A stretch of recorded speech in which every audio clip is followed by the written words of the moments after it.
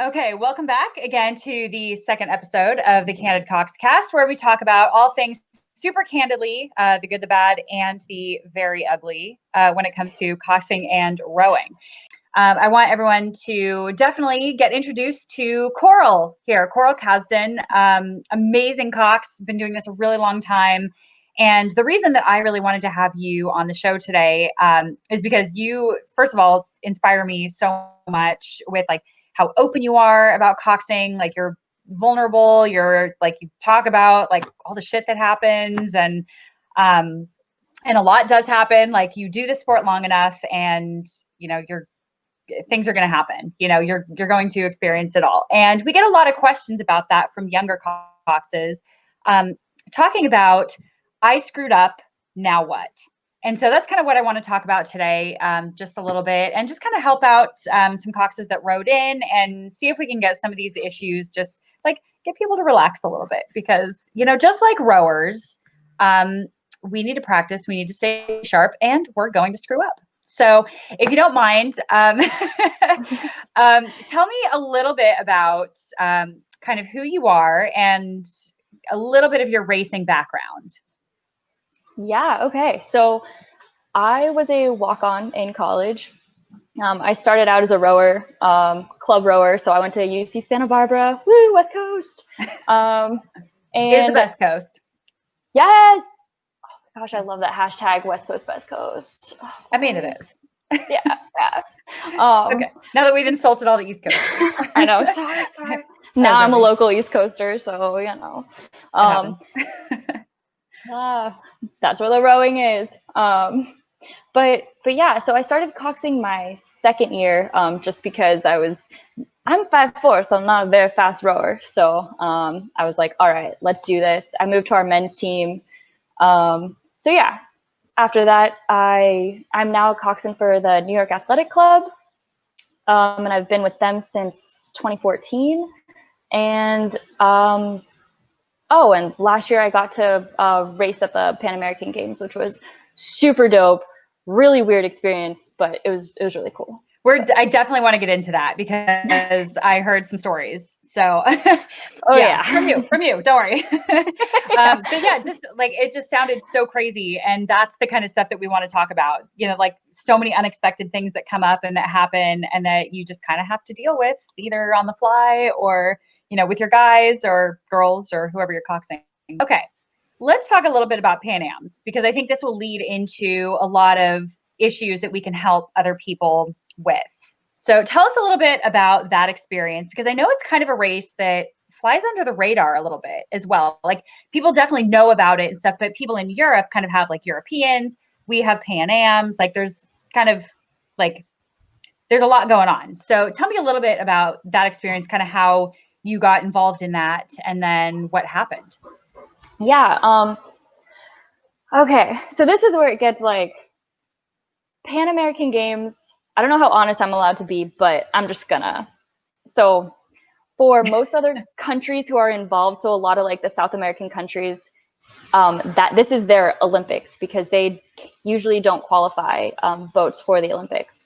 For the US, it's like lower on their priority list. But for other sports, for the US, Pan Am's is huge. Like these are actual like Olympic contenders going to try to compete and like just size up before they actually go to the Olympics. So for Pan Am's, for rowing, it's a little different. We are, I guess the rowers are a group who are like just below Olympic contending. So they're like hopeful to eventually contend for the Olympics. So I think that's why maybe we're not as big of a priority. But so going into it, I don't know if with that, how do I say this? Sorry, I'm like talking through this. No, it's good. I mean, that's what we do. It's kind of, yeah, I mean, you kind of have to like mentally prepare for that kind of race too. Like, maybe you did, I don't want to put words in your mouth, but maybe it's that like, it's not the Olympics, but it's still important, but it's sort of this in-between race. Right. Like, no, totally. And like, so I'm a club coxswain. So to me, this is freaking huge. So I'm like super stoked. Like, I don't care where the US flag is. The fact that it was like on my uni somewhere, I'm like, this is unreal. But I feel kind of lame thinking like being so hyped about it, because I know other people are more like, well, it's just the Pan Am Games, whatever. So I'm hyped, but it's not the biggest deal for US rowing, I should say. Yeah, well, I think that's a really good point to make too, because as a leader, like you want to be hyped, like you want to care, like you're driving, so you kind of want to be the person that drives that. You know, like if the guys are just kind of like, ugh, whatever, you know, like you're not going to race very well. So you want to care, but you also have to sort of manage that. I hate to even say this. Yeah, I don't want to say it's like racing a petite final, but the same like mentality where like you still need to do well, but I mean, it's important. It's important, but for some people, it's like it's not the Olympic. It's not like what they envisioned as like the creme de la creme, which is it sounds really terrible even saying that, because that's not, you know, I don't want to downplay it. Right. I think what it was like for the people that were in the boat, especially like the guys that have never, and like me who have never been on a national team or done anything like that, it was a big deal. But for maybe outsiders, it was more like, well, you're not really Team USA, so it's trying to balance like what we personally thought of the experience and versus what like the feedback we were getting from outside, and it was like a little discouraging. Yeah, I think a big part of that was the experienced guys in the boat. So you know Jr. Jason Reed. So he was the stroke, and so he had been to the Olympics and just won a couple medals, no big deal. And but he also saw how this race was important, and whether he believed it or not, he made us believe that he believed that it was huge. And I think that helped, especially a lot of the younger guys, just like buy in, because we only had like 3 months to train together. So the only thing we could do to do well is just have everybody on the same page. Doesn't matter what rowing stroke we're doing, doesn't matter how we're training, y'all just have to buy into the same concept and do the same thing at this point. So I think he did an amazing job of facilitating that. I think where we got pushback was more when, so it was more like when we were there. No, okay, so it was like getting gear. So we didn't get gear on time, which was very stressful because you all have to wear the same thing, just like for racing standards. And when people were getting sick, which is another thing we can go into, but I want to hear all the details, everything, like this whole thing. Okay. Yeah, because it's crazy. It's crazy. And how you dealt with this. Yeah, so I feel like we didn't get that much support from US rowing and maybe some of the people who were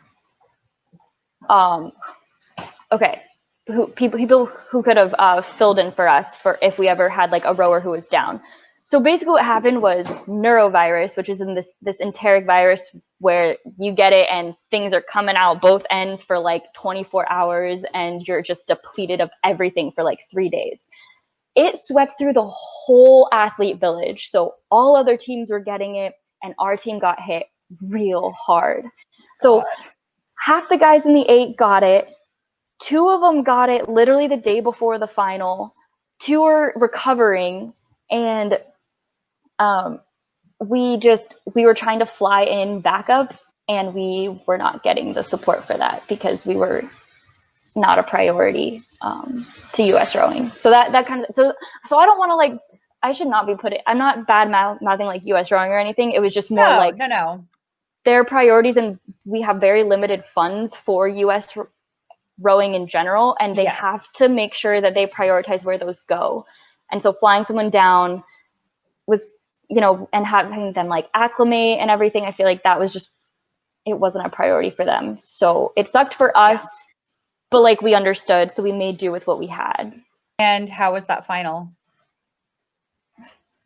We probably raced the first like 750, and after that it was just like 17 was just like he was purple and pale, and it was just like you just like 3 of our starboards got it, and so you just all of a sudden it was just like boom, we had nothing from them, and Oh, I felt so bad. It was hard. Oh God. Cox box. We didn't have a Cox box because the officials, when they were checking heel ties, yanked the wires and ripped them. And I was just like, great. So I couldn't do anything. I yelled the whole time, but. So, okay, you finish that grand final. You have no Cox box. You've got guys like fainting left and right, problems all over the place. I don't know if they're fainting, but like pale, whatever, like done. You're done. How in the world do you manage that? You know, a lot of us have had races where we don't have a Cox box or things just go horribly wrong. Like I mean, trust me, I will be the first to admit we have those races where we get off the water and we're like, what the F just happened? Like, what just happened? And there are a few different ways that you can manage those kinds of situations. So I'd be very curious to know, you get off the water, that's just happened. What do you do right after the water, immediately, and then maybe the next day? Okay. Honestly, it was like, you gotta feel. You gotta give yourself time to feel. So I think like jumping off the water and immediately trying to be that positive voice, be like, hey guys, it's okay. That's annoying, especially when guys are super pissed and feeling this like anger almost and rage and disappointment. You've got to be with them in it because, I mean, you're all a unit, and I think you got to feel it with them. And I think showing how much you care by feeling, that will help you then later on step in and be a voice of reason and calm them down and be like, hey, this was a good experience overall. How can we improve, or how can we just like be more positive for the rest of the trip? Especially not just like for this race, but let's just say like you're in the 2V and you just raced and you lost, but now you have to turn it around and cheer on like the V8 guys. And if they win, you want to be hyped for them and you don't want to be wallowing. So you have to be able to feel, but then transition and help facilitate your guys transition into all right, let's get back after it.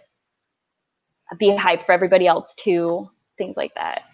I think that's really a valuable lesson and so hard to do. I mean, I don't know about you, but I have 100% been in those situations where for some reason I like wasn't in a boat that I wanted and then had to turn around and watch them win, or like taken out of a boat and like you watch them win and you're like, well, great. Yeah. Oh man. So I don't know if this is okay, you know what? It's not a unique situation. I think three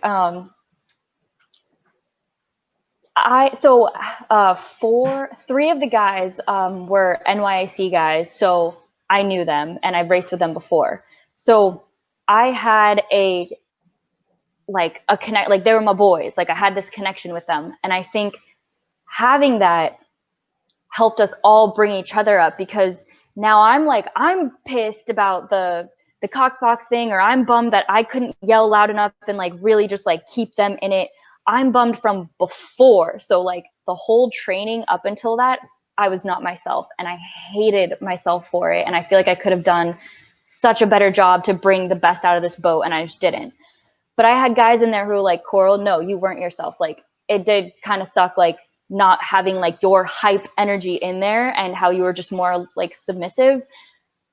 But because they knew me and we had that bond, I helped bring them up, but they also helped bring me up. And I think having that bond or developing that bond in any boat that you're in is so critical. And I think that's actually like we helped each other. I don't know. No, I think that was actually a really good segue. I think not too long ago, you and I kind of talked about this as well, because I was kind of going through the same thing with one of my boats, and it had turned into, I don't know if this was your experience exactly, but I was trying so hard to do what they needed and wanted. And it was a boat that had a very, very different style than anything that I was used to, which was great. Like I was learning and, do it, like trying different things. And at the same time was completely losing myself.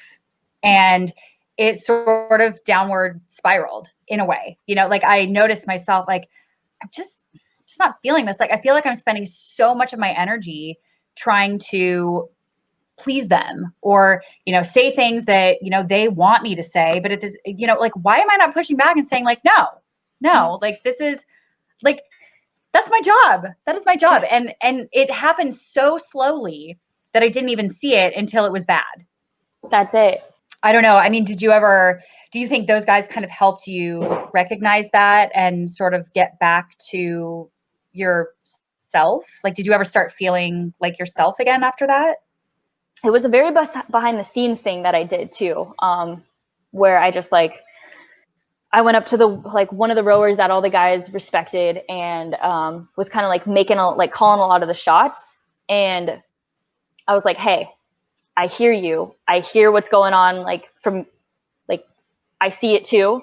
But whenever I make this call that you don't want me to focus on, it's because this other thing is happening whenever you decide to call this. And I just want to like, how do we get on the same page so we can like kill two birds with one stone and like, fix them both? And he was like, no. Actually, I totally, I get it. So let's do this, and this. And I'll be like, okay, so I'll call it like this, and this is how it's going to be. And he's like, perfect. So it was more just like, not fighting him. I think what he thought was that if I would call something different, it was because I was ignoring him. But really it was like, that's great that, the rower's calling this, but there's a side effect that we also need to like look at. So I'm just letting you know, here are the two things. Now let's try to like work through it together. Anyways, so when we went out to like have like a little practice before the final, like it felt freaking amazing. Granted, we were only doing, like 15, 20 stroke bursts, but it was awesome. We were all finally on the same page. It was the best row we had had in 3 months. And that was probably like the fastest boat I've been in. Well, not really, but you know what I mean? It was fast. It was good. It was real good. A huge improvement. Yes. From what it's been. Yeah. Yeah. And that, sometimes you're like, I'll take it. Everyone's in a good mood. We're having a good row. We're on the same page. I'll take it. Mm-hmm. I'll take it. Yes. Yeah. I think what you did is really, really smart. Just kind of take that person aside and just try to get on the same page. So it seemed to kind of work after that, you think? I think so, because I mean, even like his demeanor and tone towards me changed in that conversation. Oh, so like the little things, like pre-race boat meetings, it would mostly be like these two rowers talking. Sometimes our coach would say something, and if I would go to say something, like nothing, okay, hands in, let's go. But for that one before the final, there's even a picture. It's like my favorite picture. I'm like talking in the meeting, and I'm like making all these sound effects because that's how I like, do the pre-race thing, and like, whoopah, we're gonna do this. And he's just like letting me talk. And then when I couldn't think of like the word that I was trying to say, he like filled it in for me and then just stepped up back and let me finish. And I was like, honestly, that was the most respectful thing you could have done. And I was all about that. I love that so much. I love it. You know what? And it is the small victories. It is the small victories. I mean, in this boat that I was just telling you about, there was one guy, like we were doing like a warm up in the UK for one of our races, and this one guy was just like, awesome job, like that was really good. And I was like, yes, thank you, we're making progress, like I'm so glad. And I was like, made my whole weekend. I was like, I'll take it. Seriously. And it was so sad. I was like, that's pathetic. It should not, like, that should not be the case. So I totally relate to that. It truly is like the small victories. I love that. Yeah. That is so cool, because even if they're thinking it, they usually don't say anything. So you're like, how am I doing? Like, yeah, feedback. I do get a lot of questions about that too. A lot of coxes will write in and be like, I just have this person that's like making my life a living hell. They're just like, everything I say, they're like, why? Or, they back talk. And like, what do you say? Have you ever had rowers like that? Like, what do you think about back talking? This is one of my favorite topics. So I want to hear what you think. I mean, I've had examples where I never got the guy on my side. Oh my God. Like my senior year in college, like he was saying some mean stuff to the point where like I was in tears.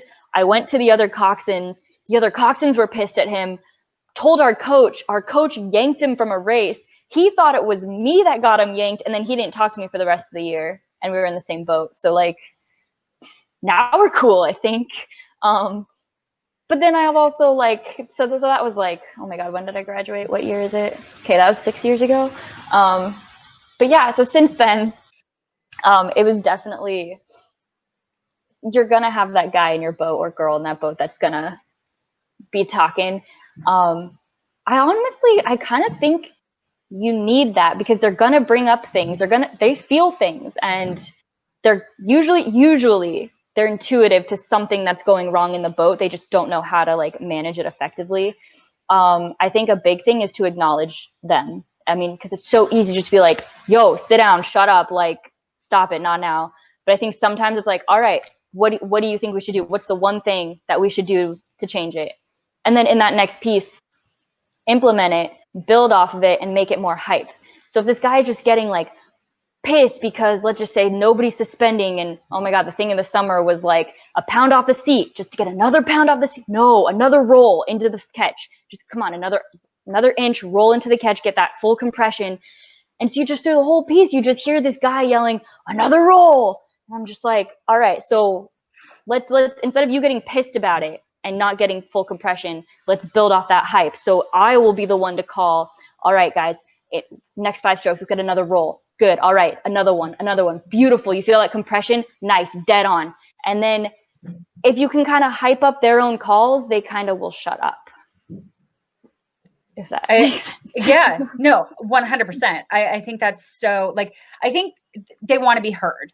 Like you said, they want to be heard. And I think if you acknowledge them and, tell them like, look, I want your feedback. I want to hear what you have to say, and you have really valuable stuff. You can feel things that I won't feel, or, whatever, however you want to approach it. Help me help you. Just talk to me. Like, I've had to do that with guys I know hate me, and I'm like, look, this is a business relationship. Consider it a business relationship. You hate me, I probably hate you, but I still need you. You put a stick in the water and you help me get across the finish line. So let's figure this out. Yes. Oh my gosh.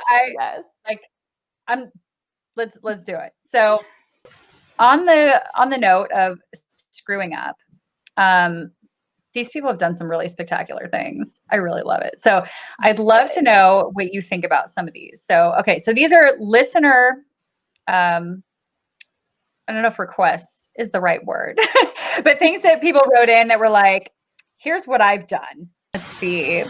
Hitting all the buoys when training. Oh no. We've done that. Yeah. We've done that. I've hit buoys. Oh yeah, I've taken a rower out on one of like the huge one, like, oh, nice. Bad. Oh yeah. So what do you do? Because actually I get the buoy situation a lot, like a lot of comments and questions about hitting buoys. Like if you're in a piece, you take out a rower, you hit it like bad. Oh gosh. So you're talking to someone that trained on a lake that had like no buoys.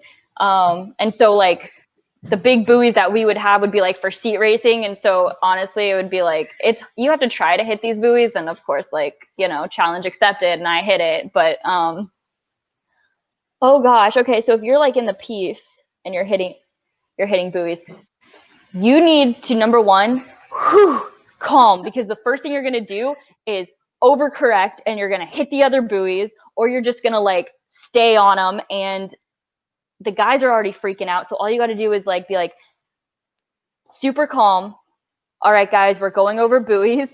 Okay, starboard side's going over buoys. All right, we're going to come back. I'm going to come back into the lane now. Starboard side, you're about to get the buoys again, but we're going to straighten out on this one.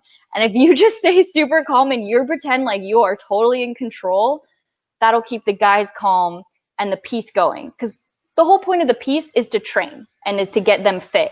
So you don't want to mess up the piece and their training and getting fit because you hit buoys, and you want to keep the piece going. So if you can recover and stay as calm and just get the piece back on it as soon as possible, I think that's your best bet. How about, okay, this one I think is really good because this comes up so often in head races. taking a longer course so they wouldn't be in dirty water from the boat in front of us. It's a tough one. Okay, so personally, if it was practice and training, I would try to go to clean water. If it was a race, I would change how we're rowing in order to row through the wake. And I would say, yeah, straightest course. That's really good. Yeah. What would you do? I think I'd do the same thing. Like, I would aggressively go for the better course and try to change the rowing. I think I'm with you on that one. Yeah. And that's tricky too, because sometimes also a boat doesn't yield or doesn't necessarily get out of the way. So, oh my God, I'm having like PTSD right now from so that is kind of one I think you also have to be safe about too. Like, even if you want to be aggressive, there is a point where you do have to make that split decision and just say, like, look, am I actually going to hurt us here? Because they're not moving, and they may get the penalty later, but maybe, like, you kind of have to hope. Yeah. So yeah, definitely a balance of like, if it's about the water in a wake, go for the straight shot. If it's about safety and you have no idea what that other coxswain is doing and you haven't communicated with them, then you're going to have to like veer off course and be safe. Don't just hit or anything. Yeah. I think that's smart. That's a good way to put it. Okay. So this one is not noticing the buoy color change with 250 meters to go and therefore not calling the sprint. Okay. So because I think maybe because I've rowed before, so I rowed a novice women's year, and so I had a novice coxswain, and so I know what it was like to like have a sprint missed or like not be called off the start or things like that. So I was hyper aware of those things. So yeah, maybe, but I think sorry, I'm like trying to like talk through this because no, it's tricky. I personally, it's a good one. So I've totally made like other mistakes in like miscalculating the amount of meters because like I didn't have speed coaches when I was in college, and so it was like guesstimating because we would start our sprint much earlier than 250, so I had to kind of gauge, and I would gauge wrong and call the wrong amount of meters, and I'd say 120 meters to go, but it's really like 200, and they're just taking like hella strokes. And but in this case, I would say, I mean, if you've already missed it and you've just noticed, you're like, crap, it looks like there's maybe 100 meters left.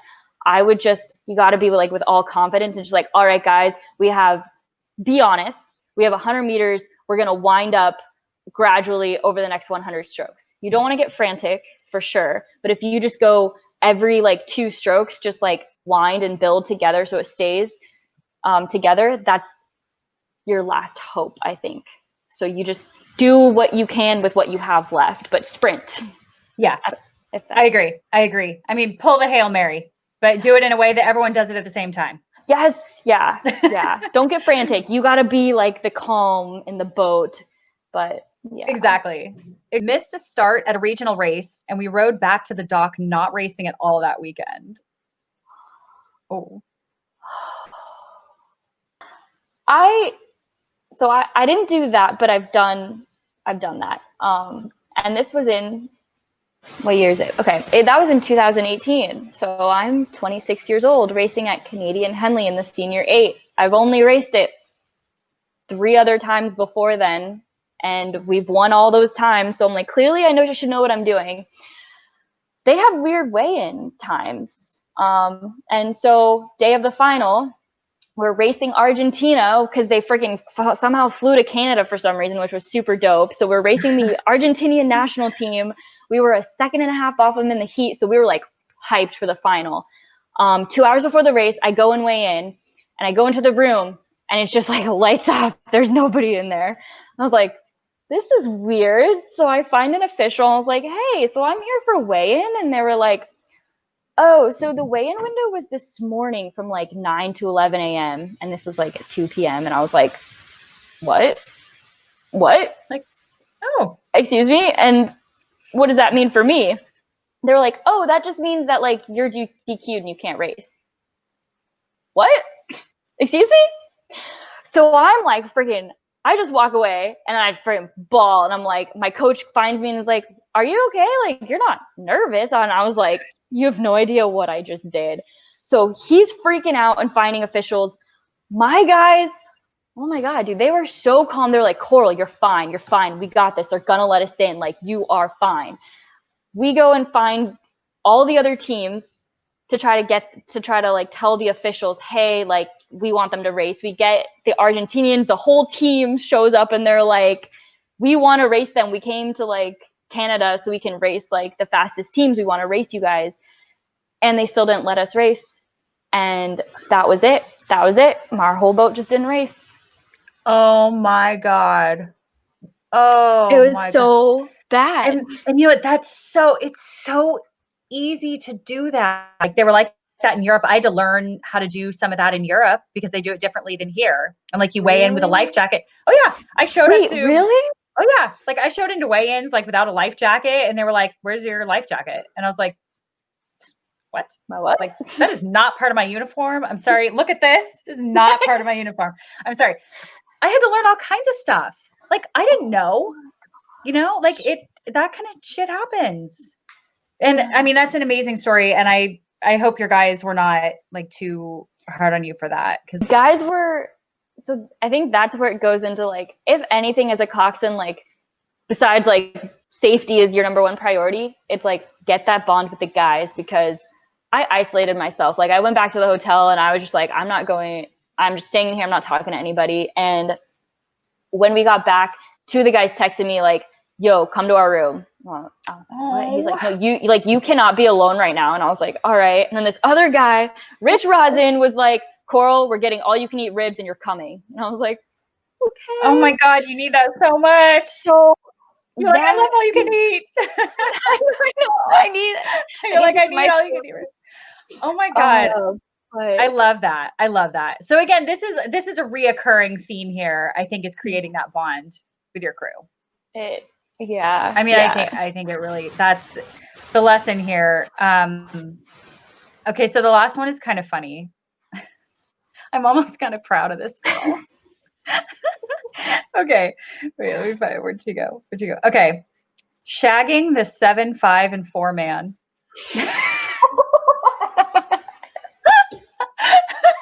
I love this girl so much. Like I respect. Right? That's what I said. She said that was her biggest mistake, but I was like, I gotta be honest, I'm kind of proud of you. Like I don't like and her honesty. I don't know. I think that's open to interpretation on whether that's a problem or not. I know hooking up with guys in the boat or girls, if you're a guy coxswain with girls or however, whoever you're hooking up with, whatever it is, if you're hooking up with people in your boat, I know that can, if it's not the right person, can certainly cause issues within like the dynamic. Like if everyone knows, and do you think there's a loss of respect there? Like, what do you think about that? Like, what's your opinion on that? So, okay, you're talking to someone who I'm 27. I have never had my first time I had alcohol was last summer in Peru. So like the first time ever. Okay.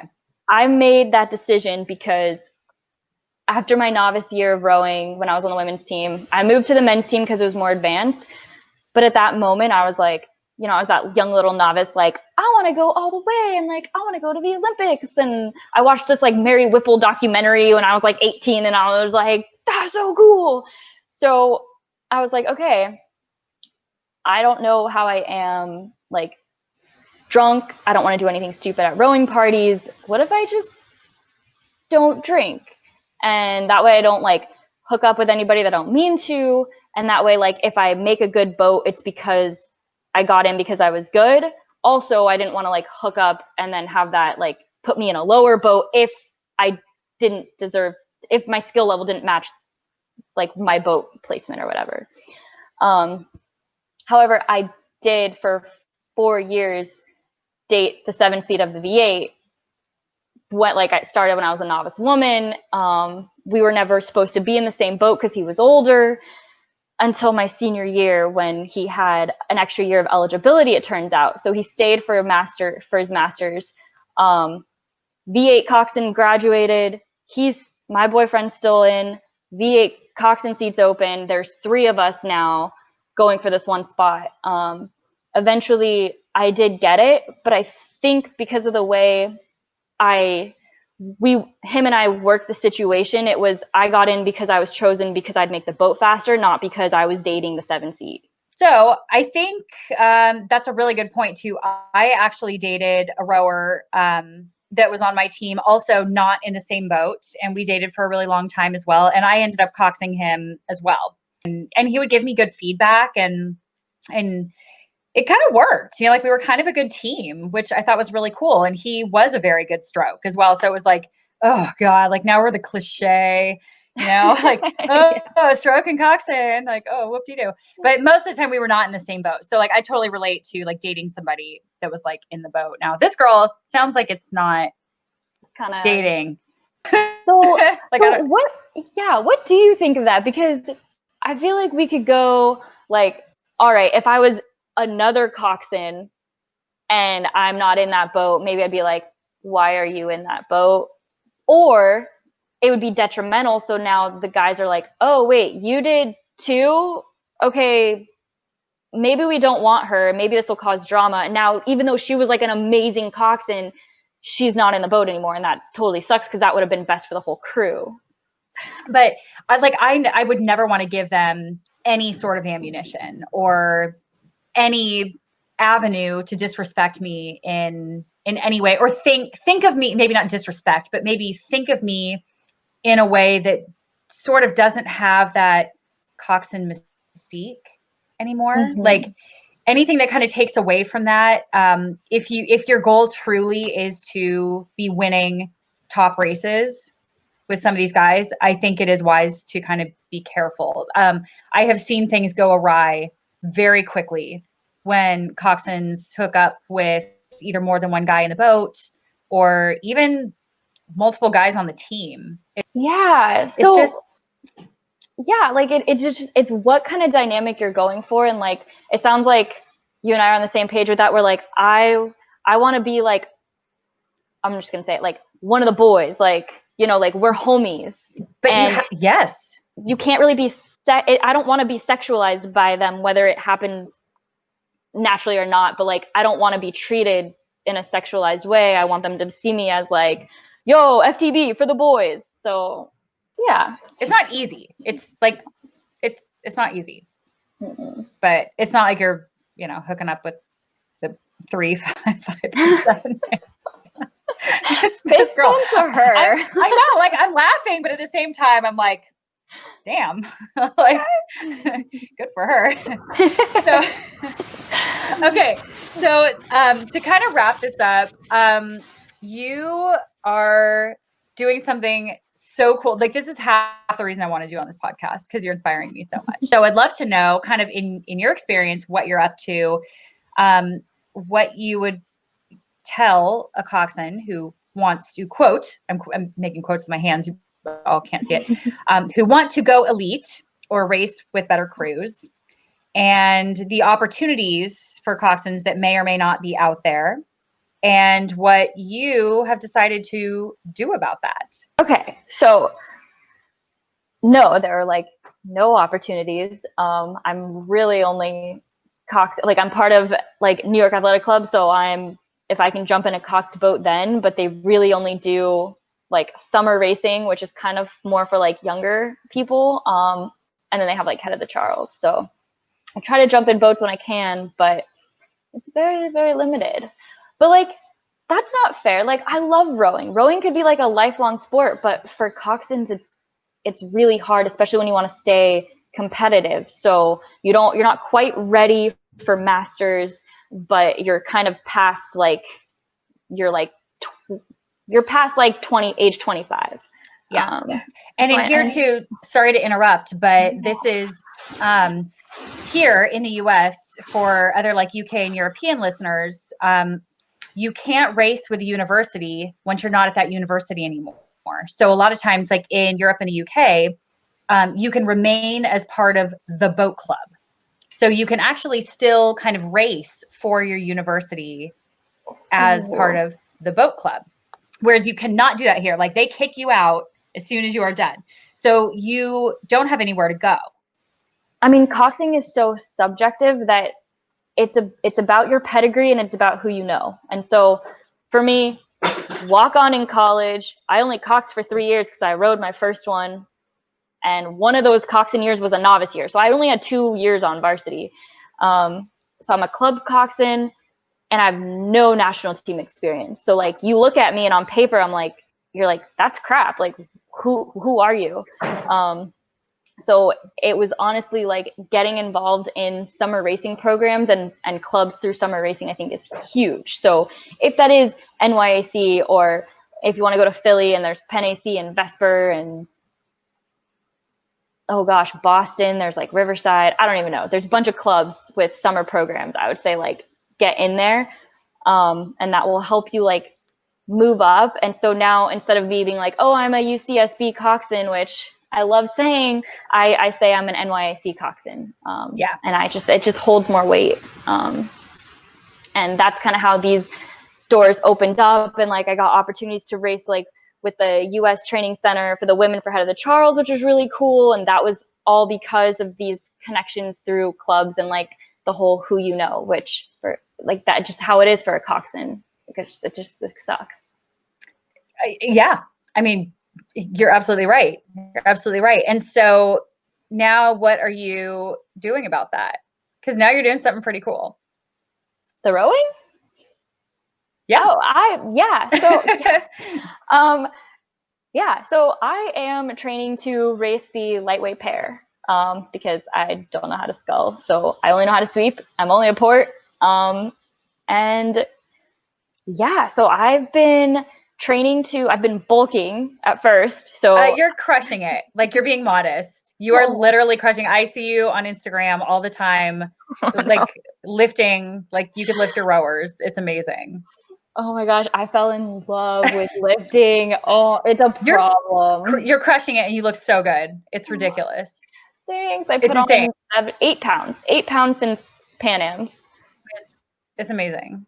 So I'm like, yeah. So I'm trying to row, so that way I can stay competitive and just like still be a part of racing. I mean, there's racing opportunities. It'll still be like just your classic summer racing. So you've got like Club Nats and maybe Canadian Henley if I'm fast enough. But it's still just a way to be part of the sport. And I kind of find rowing a little more fun than coxing because there's just like I can do it every day. I can sit on an erg, I can go out in the water, but coxing is a little more passive. Where do you think you're going to be? Where are you going to be racing again? I'm sorry. Like where do we get to see your big debut in the pair? Gosh, okay. So since the summer racing is just like gone because of this coronavirus thing, it might not be until next summer. Right. Maybe Head of the Charles if I can get fast enough and get into a sweep boat. That would be really cool, but it'd probably be like a Club Nats, which I think now they call national championships or something. Oh yeah, the name changed. Yeah. And then Canadian Henley, if that's going to be a thing. So cool. Honestly, you're so cool. I want to be like you when I grow up. It's amazing. So the person that's done like Ironmans and like, come on. Oh my God. No, I mean, that's all, you don't need mass watts. I'm not that fast. Okay. Well, gosh, this has been so amazing. Like I've taken up so much more of your time than I expected. So, thank you so much for coming on and just like diving into all of this and your personal stories, and like what you do is so inspiring. And if you don't mind, where can people kind of follow you on social media, or like where would you like people to kind of follow or contact you? Yeah, Instagram. I think I'm at Coral Kaz, Kaz. I'm pretty sure. I think so. That sounds right. We'll put it in the show notes. Okay, cool. I'd be like, yeah, you could totally email me, but I feel like people don't really use email. So I'm like, all right, we're sliding into the DMs, I guess. Slide into the DMs. Yeah. I mean, you post really awesome stuff about weightlifting and nutrition, and like you've got some really cool stuff going on. So I definitely recommend that people give you a follow and just kind of check up on what you're doing, because it's really cool. So thank you again. Thank you. This was really fun. Yeah. Thanks so much. I really appreciate you reaching out. This is really cool. No problem. Maybe we should do a round 2 on dating. Maybe we should do like a dating show. Okay, I'd be down. That's my favorite topic. How to date is my favorite topic. Okay, so let's do it. But for now, we'll sign off. So everybody make sure to follow Coral. She's up to some really cool things. And of course, feel free to email me at thecandidcox@gmail.com or slide into my DMs as well. If you have questions, comments, topics, guests, recommendations, anything at all, feel free to get in touch. So that is the Candid Cox as well on Instagram. So thank you so much again, and we will talk to you guys next week. All right, sweet.